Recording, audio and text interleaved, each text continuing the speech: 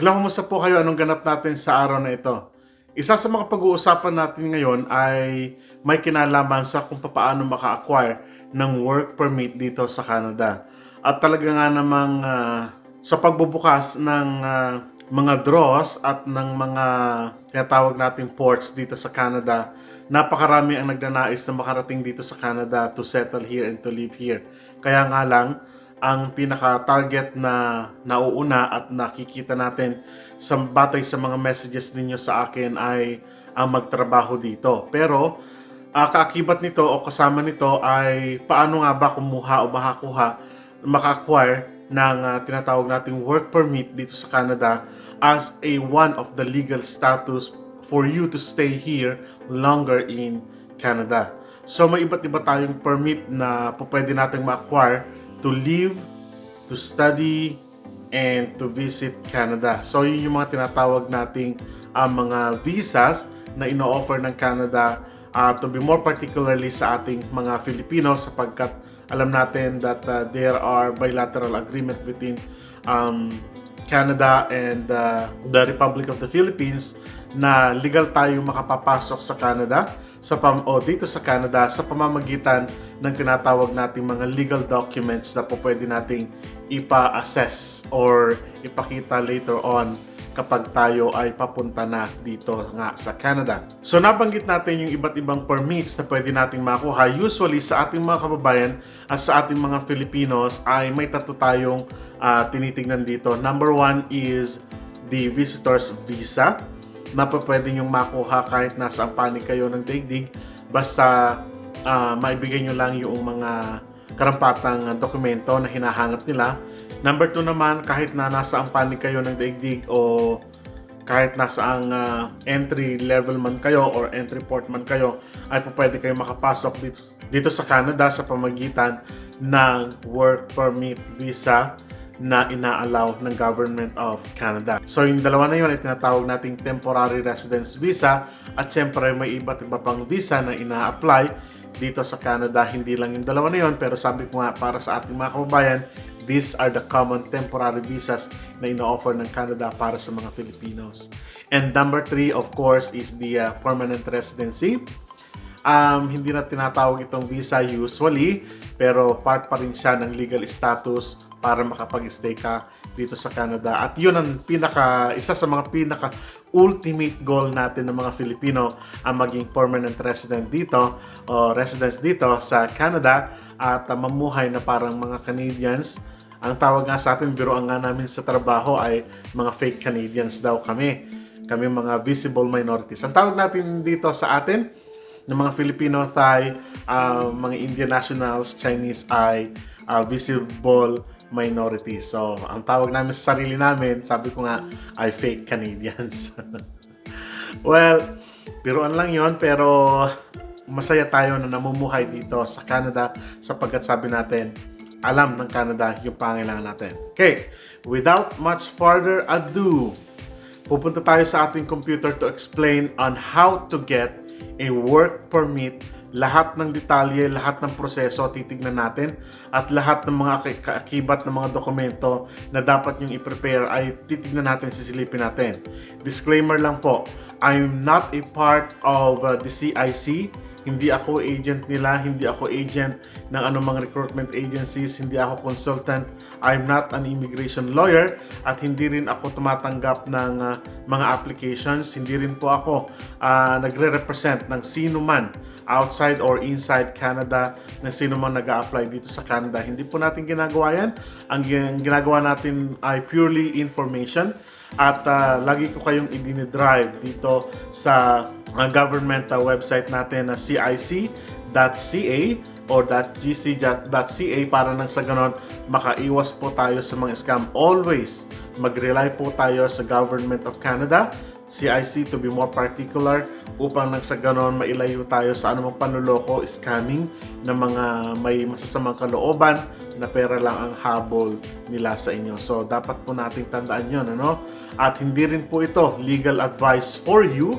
Ito ay kumbaga jumping board mo lang para na sa ganun at least may idea ka. Hindi po yun ang pinakamahalaga doon. Mag-i-start tayo sa butil ng mustasa. Pag lumaki, mas marami pang bunga, mas marami pang biyaya na maibibigay sa inyo para sa atin. So ano pa hinihintay natin? Let's jump into it. Pag-usapan natin ang work permit dito sa Canada or on how to acquire a work permit dito sa Canada. In detail po yan. Iisa-isahin natin. So sit, relax, and enjoy watching the process. Maraming salamat po and let's jump into it. Let's go! Sabi ng yaccess.com, Canada ay ang work permit visa allows people or business people, permanent workers, temporary workers, student and others to work in Canada. So, ibig sabihin, this is a paper or a status where you can work here in Canada from the word work permit. So, the problem now is how to get a work permit. Paano natin ma-acquire o makaka-secure ng tinatawag nating work permits. So, ulitin ko lang sabi dito, work permits and applications for temporary workers, business people, students, and caregivers in the live-in caregiving or caregiver program. So, ibig sabihin, this is type of permit, visa, or status na sabi ko nga, where you can acquire from the CIC, from the government of Canada. Now, kailan ba dapat gawin yung work permit? No? So, ito yung mga isa sa pinakahuling stage na bago ka mapunta dito sa Canada. For instance, naghanap ka ng trabaho sa job bank, sa Indeed, nirecommend ka ng family mo, o kaya naman yung asawa mo ay sabihin natin nag-apply ng international student and then mapupunta kayo dito, no? So sabihin natin na approve na lahat ng mga number one, basic na mga documents niyo. For instance, meron na kayong job offer letter from a specific employer. Sa international student naman, ibig sabihin, okay na kayo sa university, may invitation to apply na kayo, meron na kayong agreement between the university, kumpleto na yung inyong mga dokumento. That's the time na pupunta ka na ngayon sa next stage. This is, sabi ko nga kanina, pwedeng sabihin natin na second stage or third stage ng pagpunta mo dito sa Canada. So, ibig sabihin, wala ka pa dito sa Canada or nandito ka na sa Canada. Makakapunta ka ba sa Canada kahit wala kang work permit? There are instances, mamaya makikita natin, na pwede kang mapunta talaga dito sa Canada even without your work permit. Pero, usually, and mostly, hinahanapan talaga ng mga o ang mga workers papunta dito sa Canada ng border, kung tawagin natin, officers, ng tinatawag nating work permit. So, ibig sabihin, you need to secure your work permit. Okay, let's go. Find out if you need a work permit. So, paano natin malalaman na kailangan mo nga ng work permit? There are a series of questions here. Do you need a work permit to work in Canada? You usually need, sabi dito, a work permit to work in Canada. In some cases, you can work without work permit. Totoo po yan. You can still work in Canada without work permit. Pero may mga supplementary informations pa po tayo dyan. Okay, what type of work will you do in Canada? So, tignan natin dito, no? Napakarami. Tignan natin kung ano yung mga type of work na gagawin mo dito sa Canada. Kung kailangan mo ba ng work permit or not. For instance, nasa Olympic ka and kailangan na ikaw ay mag-coach o kaya naman athlete ka. So, click natin yan and then we'll submit. So, sabi dito, to work in Canada as an athlete or coach, you're a foreign athlete, coach, or member of a foreign team competing in Canada. If this describes you, kung ikaw ito, hindi ka na nangailangan ng work permit. So, next. Hanapin naman natin. Sabihin natin na invite ka na mag-judge o kaya naman mag-referee sa anumang event or occasion. So, submit lang natin yan. So, sabi dito, this describes you do not need a work permit. Kung ikaw ay nasa music or dance festival, animal show, agricultural contest. So, hindi mo na kailangan ng work permit. Okay. For instance naman, pastor ako at maglilid ako doon. Kailangan ko ba? Let's go for that. Religious leader naman, Usually, missionaries, monks, pastoral animators, archbishop, bishops, leading worship, lahat-lahat na. Sabi dito ay, even if you don't need a work permit, you may still apply for work permit as a religious worker.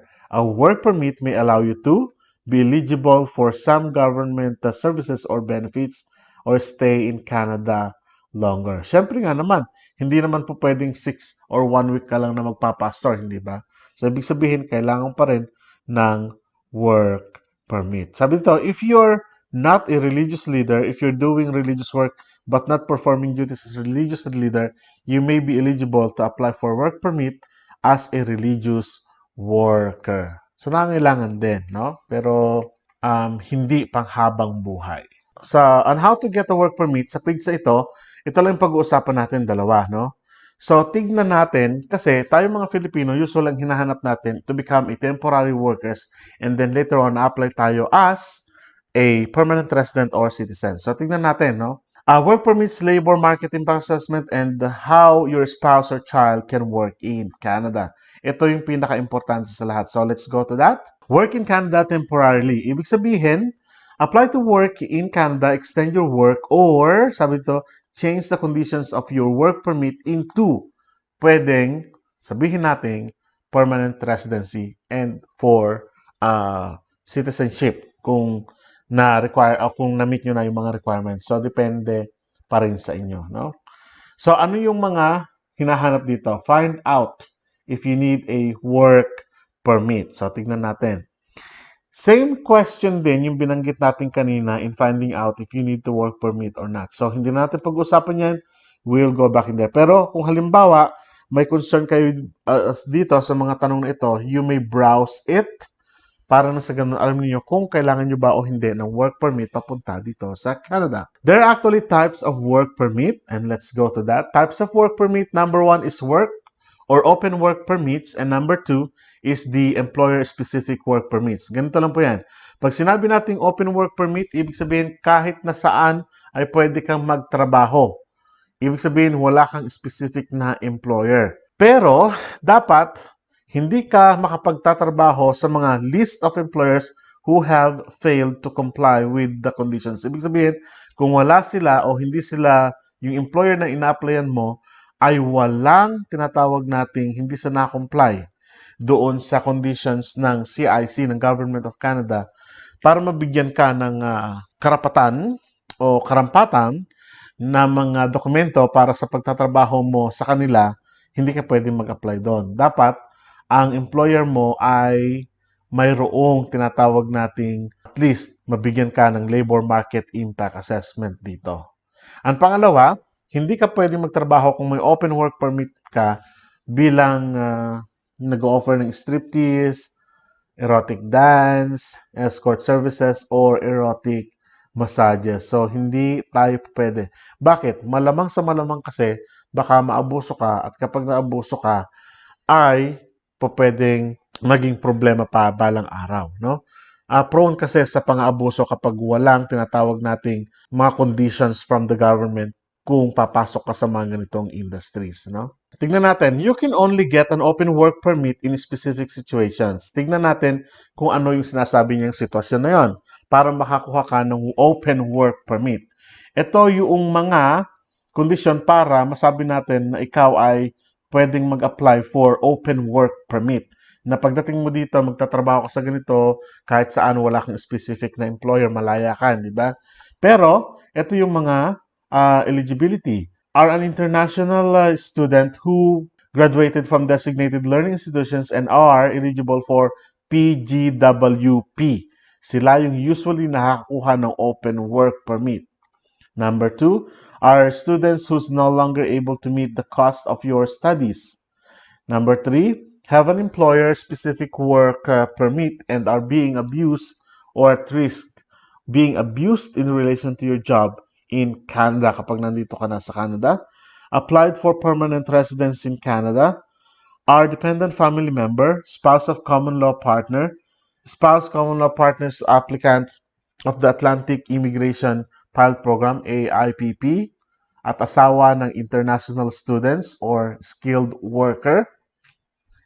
Kung refugee ka, pwede rin sabihin natin unenforceable removal order, temporary residence permit holder, young worker participating in special programs ng Canada. So ito lang yung mga specifications para makakuha ka ng open work permit papunta dito sa Canada. Now, let's proceed sa second one, employer-specific work permits.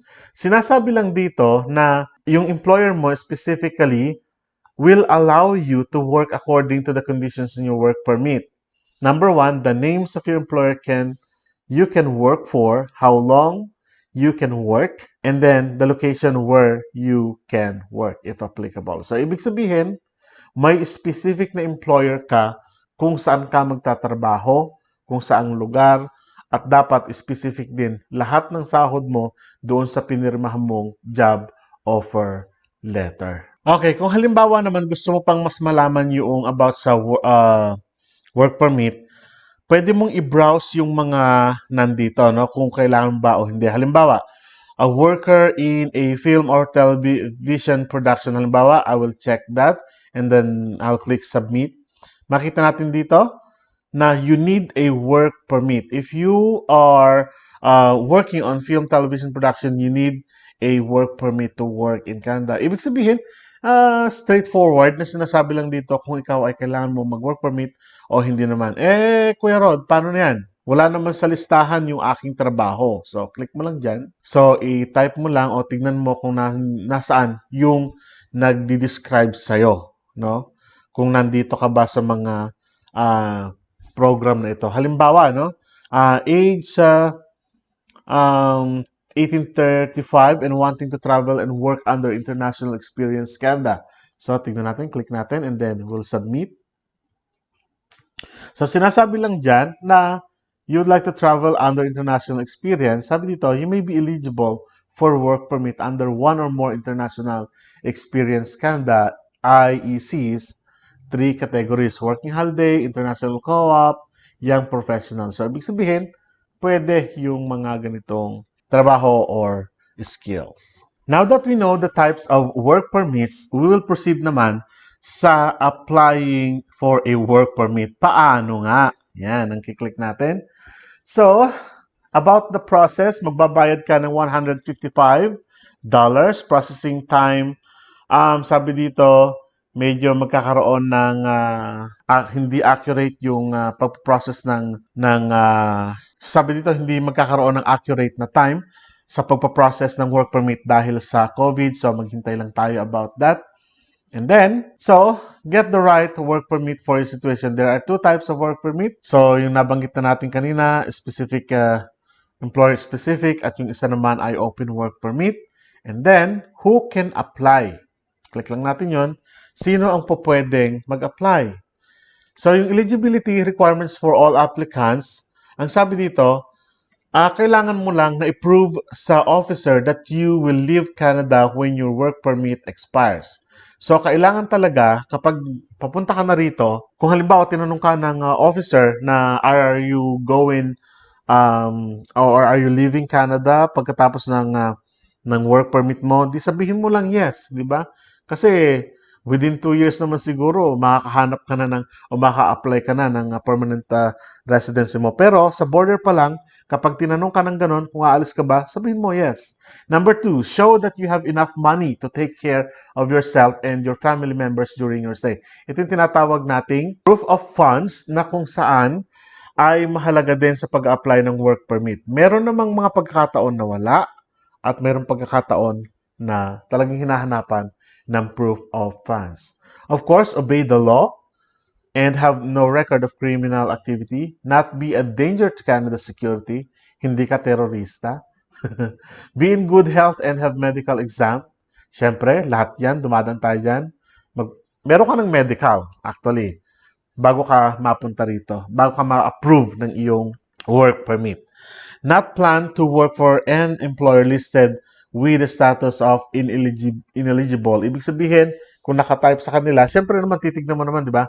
Bago ka mag-apply, ay nakita mo na kung eligible sila or hindi. Not plan to work for an employer who on a regular basis offer striptease, erotic dance. So, napag-usapan na natin kanina, hindi kayo pwedeng mag-apply bilang mga erotic dances, escort, yung nagbibigay aliw, hindi pwede yon.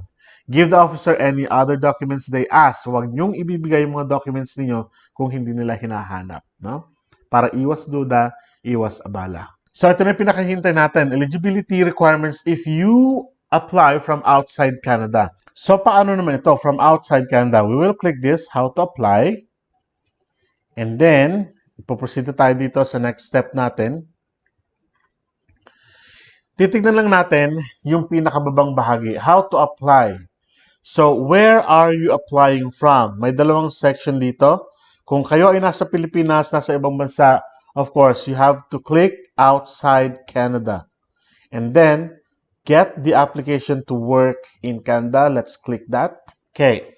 Sabi dito, you need to give your biometrics kapag nasa outside Canada ka. Okay, baba lang natin yan. Dito tayo sa how are you applying? So, mas madali and recommended ko and ng Government of Canada online. Okay, lalabas yung isang tanong, where are you applying from? I-type lang natin, Philippines. Okay. Nakita natin dito, may binigay siyang information. Sabi, online application from Philippines. Before you apply online, make sure you have, number 1, the instructions guide. Napakahalaga nito. I-download ninyo yung instructions guide para nang sa ganun, mas mapadali. Let's click that para makita ninyo, no? This one, 5487, i-download ninyo yan. Most probably, nasa more than 50 pages yan. At least meron kayong, kumbaga, basis, ano? So, i-download ninyo ito. Applying for work permit outside Canada, no? So, tignan nyo, napakahaba, pero makatutulong ng malaki yung guide na ito. Let's go back. Isa pa na nire-recommend ko na i-download ninyo is the Visa Office Requirements for Applications in the Philippines or PDF 395. So, tignan natin yan.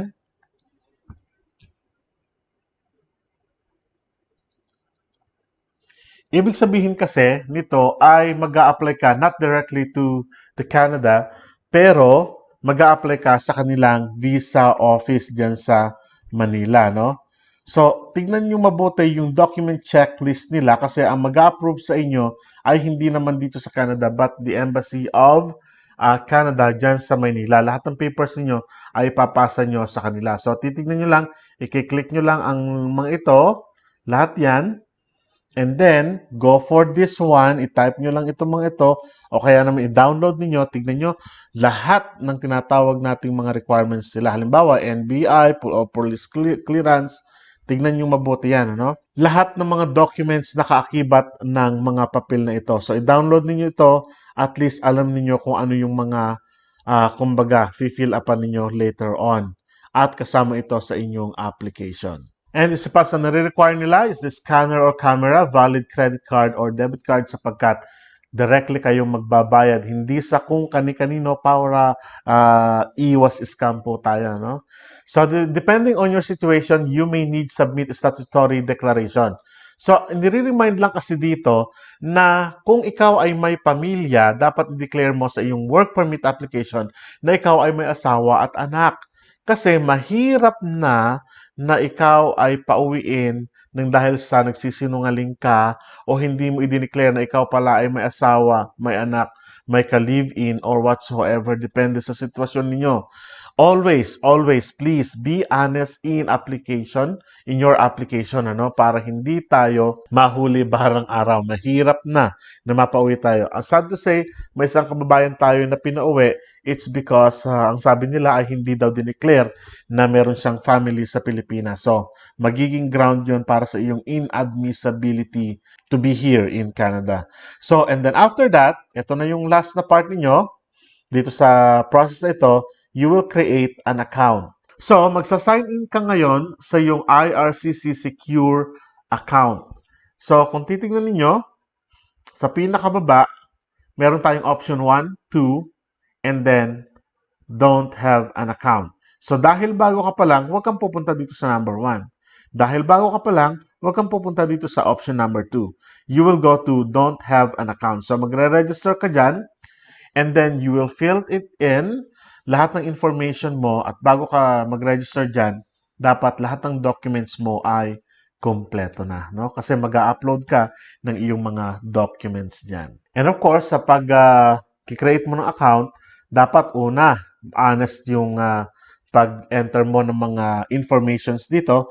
And of course, kapag nakagawa ka na ng iyong account, at gusto mong balikan yung mga hindi mo pa na fill in o kaya hindi ka pa nag-upload, pwede mo namang i-save yung mga information mo dito at gusto mong bumalik, papasok ka na sa option number 1, GC Key Account. You will go in here, magsa-sign in ka na dito kasi nakagawa ka na ng account mo from here. And then, magpo-process na yung work permit application. Okay, how they will process your papers. Titignan nila kung kumpleto yung mga papel ninyo. Kung hindi kumpleto, ibabalik yung inyong mga papel at hindi nila ipoproseso. Kaya nga sabi ko kanina, dapat kumpletuhin nyo muna lahat ng documents niyo para nang sa ganun mas madali yung pagpaprocess nyo. Walang delay. So, they will also check your employers who fail to comply with conditions and that you qualify for work permit. They will ask you also para sa interview, pwede rin mag-interview or not, o kaya naman send more information about. Kailangan din siyempre nila as you go on to the process ay yung medical exam at napag-usapan na natin yan o kaya naman ibibigay ko sa inyo sa mga susunod na vlog natin yung processing exam or test ninyo kung sino ba ang dapat. So yung processing time ninyo ay nakadepende sa sabi nga natin wala silang assurance kung hanggang kailan. Kung halimbawa naman, if your work permit application is approved, makaka-receive ka ng approval letter that says you're allowed to work in Canada. Yay! Nandito ka na sa last process. This letter is called the Port of Entry Letter Information or the POELI or the POE, Port of Entry Letter Information. So sabi dito, dapat dalhin mo yung mga letter na yon with you to travel to Canada and present it at the port of entry. This letter is not your work permit yet kasi magpiprint sila doon ng talagang work permit, usually kulay yellow, orange, parang ganon, na work permit mo at yun na magiging legal status mo pagdating mo na dito sa Canada. At ang nilalaman ng iyong work permit ay type of work, yung employer mo nandun, and then where you can work, and then how long you're going to work for that specific employer. So if you're in Canada, yay, nandito na tayo sa last part. If you're in Canada, dapat masunod mo lahat ng rules and regulations in accordance to the government law at syempre kasama hihingin nila yung iyong biometrics at pero usually naman yung biometrics ay natapos mo na bago ka nila bigyan ng letter of approval. So, congratulations! Nandito ka na sa last. Lilipad ka na papunta dito sa Canada and enjoy Canada habang naghihintay ka ng iyong permanent residency as you go on, as you work here in Canada. So, yun yung next step. Ano ba ang next step after ng work permit ko? Nagtatrabaho na ako dito. Ay ma-require mo o makuha mo yung inyong permanent residency. Na pag-uusapan na natin yan sa mga susunod na panahon. So, good luck and God bless sa pagpaprocess ninyo ng work permit papunta dito sa Canada. Hopefully ay kahit paano nag-gain kayo ng knowledge about this process at sana ay napadali yung inyong kaisipan na kung minsan isipin na, durog na yung utak ko na mag-isip kung paano ba ang proseso nito.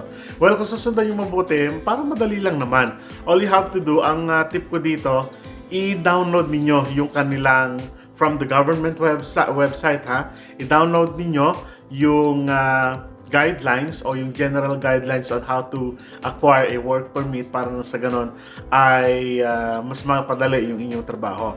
Ngayon, ito kasi yung proseso na, o baka tanungin nyo naman sa akin, pwede na ba ako kumuha ng work permit kahit na walang job offer letter? In most cases po kasi dapat meron kang job offer letter. It's either nakapasa ka na sa immigration, provincial immigration, yung process, yung tinatawag nating provincial nomination, o kaya pwedeng wala naman yun, pwedeng meron ka ng job offer letter, and then able ka na, ibig sabihin na meet mo na yung requirement ng CNC to apply for a work permit. Kumbaga, pwedeng ito ay second stage or third stage ng application ninyo, ano? Pero ibig sabihin, kailangan pa rin mag-secure kayo ng job offer from an employer para na sa ganon ay dire-diretso yung inyong processes. Ang pagkuha ng work permit ay hindi una ninyong gagawin. Ang una pa rin ang gagawin, humanap ng employer, ng recruitment agencies, ng consultant, ng immigration lawyers upang sa ganun matulungan nila kayo sa paghahanap ninyo ng inyong mga job offer, pag-process ng inyong job offer, at nakahanap na rin kayo dapat ng mga employer who are willing to give you a job offer as your next step. So, ulitin ko, hindi ito yung first na step ninyo para makarating dito sa Canada ang work permit. Kumbaga, nasa later part na ito para makarating ka, makakuha ka ng legal status mo, kasama na yung tinatawag mong biometrics dyan, para makarating ka dito sa Canada. So maraming salamat po at kita-kita tayo sa mga susunod na vlog natin. Paalam!